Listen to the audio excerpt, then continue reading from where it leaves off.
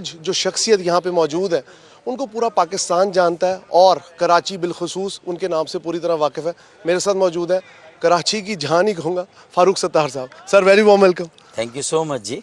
अच्छा सर, मुझे ये बताएं, कराची ने बदअमनी देखी, परेशान हालात देखे, अब अल्लाह का शुक्र है I am here for the first time, लेकिन मुझे भी कराची काफ़ी वाइब्रेंट लगा है और वही जो रोशनियों के शहर वाली बात है।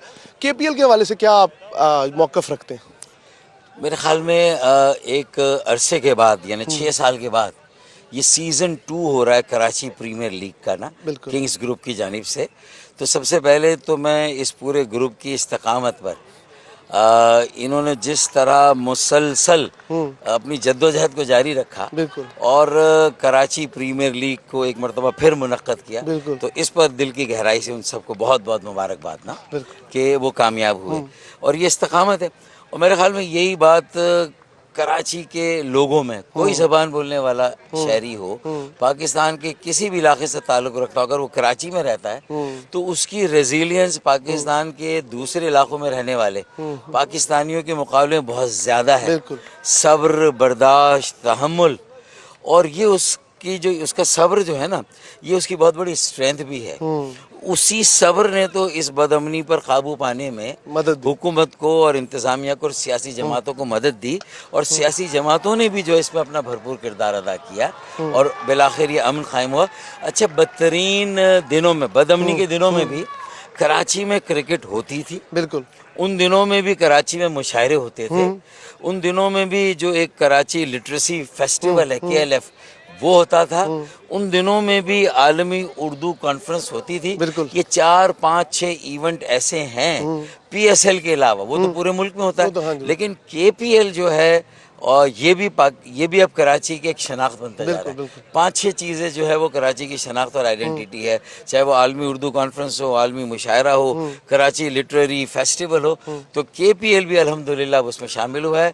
मैं इस पूरे ग्रुप को और फिर मुईज़ अख्तर को, जो उसने कोशिशें की हैं, ये बहुत अच्छा जो 31 मेरे ख्याल में इसमें टीमें शामिल रहीं, 8 टीमें 31 मैचेस वो खेली और हर टीम एक दूसरे के साथ खेल रही है। पूल मैच नहीं थे, सिंगल लीग मैच हुए।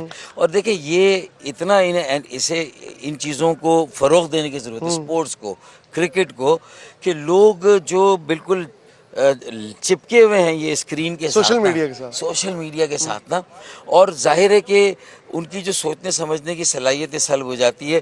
फिर रिलायंस नहीं है कि जो खबर आ रही है सोशल मीडिया पे, अच्छा फारूक वो भाई, सही है या गलत है, उसको 10 से मल्टीप्लाई वो हो जाती। तो मेरे ख्याल में देखें, हमें हर मीडिया को बड़ी जिम्मेदारी के साथ इस्तेमाल करना है। Freedom comes with responsibility. तो मैं समझता हूँ कि फिर देखिए, कमरे में बंद एक लड़का, वो अगर पूरी दुनिया में नहीं होगा, आज़ाद फ़िज़ा में नहीं होगा, खुली फ़िज़ा में नहीं आएगा, अपनी वो जिस्मानी और जहनी सेहत, आपका कहने का मकसद है वो जो गैर निसाबी मिजाज था वो ख़त्म हो गया ना। अच्छा फारूक भाई, अच्छा, और जो निसाबी मिजाज है वो भी कहाँ रहा?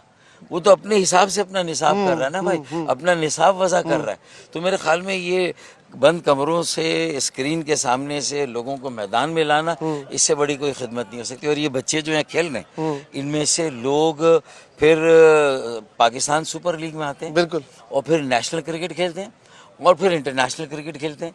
और जो लोग, ये कॉन्फिडेंस मिलता है यहाँ पर, जो एक मुकाबला और मुसाबकत की आदत होती है, लोग डरते नहीं, घबराते नहीं, उसका फ़ायदा सबसे बड़ा ये मेरे भाई कि ये दुनिया में किसी भी कौम के नौजवानों के साथ ये किसी भी फील्ड में मुकाबला कर सकते हैं, उसकी तैयारी है ना। अच्छा फारूक भाई, एक चीज़ बताएं, जिस तरह हमने आपके जो साबका दौर है उसमें हमने देखा कराची में टेप बॉल क्रिकेट का बड़ा था, स्ट्रीट क्रिकेट का बहुत था। ये जो स्ट्रीट स्मार्ट टैलेंट हमें नज़र आया पहली बार, जिस तरह आप बता रहे हैं कि मुईज़ साहब ने मौका दिया उन बच्चों को जिनको, देखिए स्टारडम के लिए तो कोई भी आ जाता है, लेकिन जो स्ट्रीट क्रिकेट है उसको यहाँ तक लाना या क्लब क्रिकेट को लाना, तो ये भी एक बड़ा अच्छी इनिशिएटिव है। इस हवाले से क्या कहें? देखें, हर चीज़ जो है ना वो अवाम और लोगों से ताल्लुक़ रखती है, उनकी मिल्कियत है ना। और अगर अवाम और लोग ही उससे कटे हुए हैं, उनके दरमियान में से लोग आप नहीं निकालेंगे, और एक खवासी होंगे जो सिलेक्शन भी वही करेंगे, और अशराफिया तो हर जगह।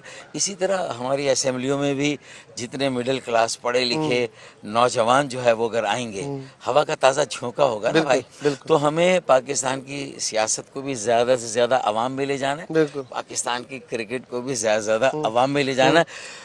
बांग्लादेश से हार जाने के बाद लोग बहुत मायूस थे, लेकिन इंग्लैंड के खिलाफ जो कारकर्दगी हुई और अब ऑस्ट्रेलिया में जो वनडे मैचेस में जो कारकर्दगी रही, हमारी दुआएं तो साथ हैं। बिल्कुल। वो कहते हैं ना, तुम जीतो या हारो, हमें तुमसे प्यार तुमसे प्यार है। अच्छा, लास्ट में मुझे ये बताया, आपने जैसा जिक्र किया सियासत का, तो क्रिकेट डिप्लोमेसी एक बड़ा वर्ड हम सुनते हैं। आपको क्या लगता है कि सियासत में भी इस चीज़ की गुंजाइश है कि किसी तरह वो कहते हैं ना, मीम मेख निकाले बगैर एक टेबल पे बैठ के मामलात को हल कर लिया जाए? इसके बगैर तो मुल्क आगे बढ़ेगा नहीं, क्योंकि हम आकर अपनी जिद और अना का शिकार हो जाते हैं। और मैं 100% सही और आप 100% गलत, ये नहीं हो सकता। मैं भी कहीं गलत हूँ, आप भी कहीं गलत है, कहीं मैं सही हूँ, कहीं आप सही बशरी तकाजे के तहत ये तो गलती है। हाँ, तो फिर आपको बैठकर उन इख्तिलाफी बातों को एक तरफ रख के, जहाँ इश्तराक अमल हो सकता है, जहाँ बाहमी अफाम व तफहीम और ताउन का कोई रास्ता निकाला जा सकता है, ताकि मुल्क में जमूद ना हो। देखें इस वक्त हमारी मईशत भी जो पोलराइजेशन है, सियासी पोलराइजेशन की वजह से जमूद का शिकार आगे नहीं बढ़ी।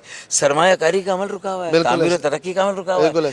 इस जमूद से मुल्क को निकालना होगा, स्टेटस को से निकालना होगा। और ये जो काम हो रहा है, ये भी एक उसी की तरफ, ये उसी की कड़ी निकलेगा। क्योंकि ये जो यहाँ क्रिकेट में नहीं भी आगे बढ़ेंगे ना, जो इत्मीनान मिलेगा, किसी भी फील्ड में जाएंगे, आप यकीन रखिए चौके छक्के मारेंगे वहाँ जाके। Thank you so much Farooq भाई, आपने हमें टाइम दिया। मेरे साथ मौजूद थे फारूक सत्तार साहब।